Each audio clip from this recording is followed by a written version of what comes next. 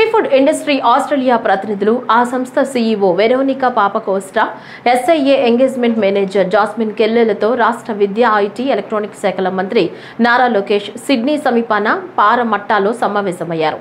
Seafood industry Australia CEO Veronica Papacosta ఈ సందర్భంగా మాట్లాడుతూ 2017 నుంచి ప్రారంభమైన ఎస్ఐఏలో ఆస్ట్రేలియాలోని wild catch, aquaculture, seafood processing రంగాలకు చెందిన 30,000కు పైగా వ్యాపారులు సభ్యులుగా ఉన్నారని తెలిపారు. తమ సంస్థ ప్రతి ఏటా ఆస్ట్రేలియా ఆర్థిక వ్యవస్థకు AUD 3.5 బిలియన్ విలువైన వాటాను అందిస్తోందని చెప్పారు. బయోసెక్యూరిటీ, ఎగుమతి పనితీరును మెరుగుపరిచేందుకు ప్రభుత్వ పరిశోధనా సంస్థలతో కలిసి పనిచేస్తున్నట్లు తెలిపారు. అనంతరం మంత్రి నారా లోకేష్ మాట్లాడుతూ సముద్ర ఉత్పత్తుల ఎగుమతిలో ఆంధ్రప్రదేశ్ భారత్లో అగ్రగామిగా ఉందన్నారు.